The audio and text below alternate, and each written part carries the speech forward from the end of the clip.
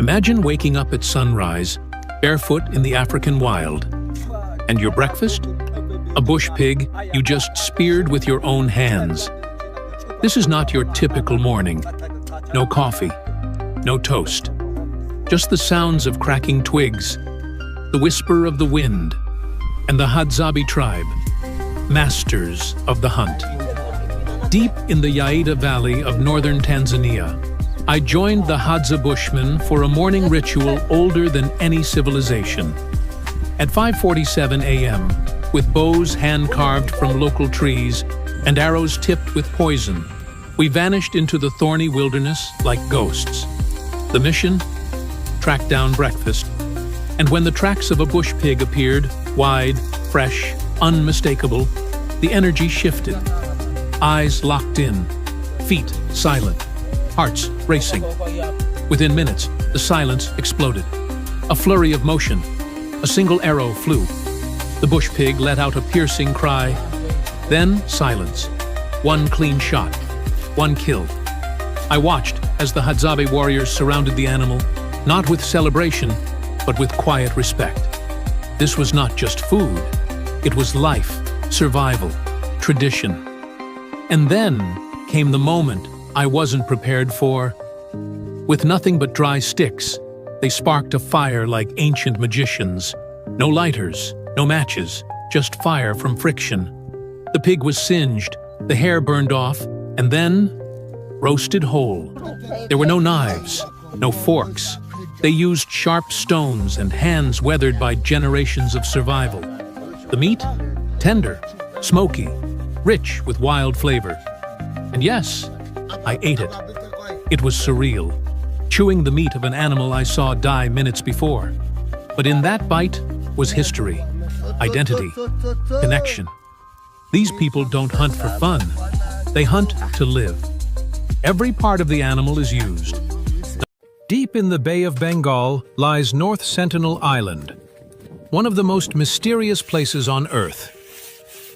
Here, the Sentinelese tribe has lived in complete isolation for over 60,000 years, untouched by modern civilization.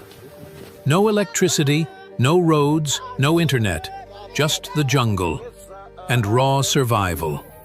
Today, we catch a rare glimpse, imagining what it's like as they prepare for one of their most essential rituals, the wild boar hunt. Armed with hand-carved wooden spears, bows and arrows tipped with sharpened stone, the hunters move silently through the dense underbrush. There are no GPS devices, no maps, just generations of instinct and ancestral knowledge. They track the wild boar by subtle clues: broken twigs, disturbed soil, a faint rustle in the distance. Every movement is precise, every sound calculated.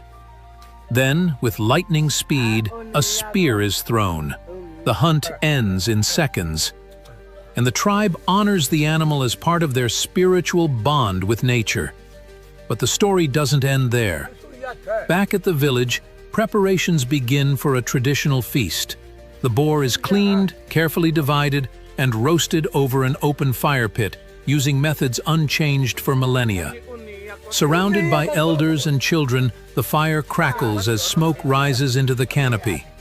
Laughter and storytelling fill the air. The meal isn't just about food, it's about unity, gratitude, and life. Every part of the animal is used, nothing is wasted.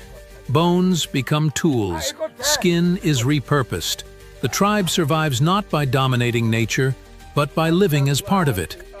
This isn't just jungle survival, it's cultural wisdom at its most ancient and powerful.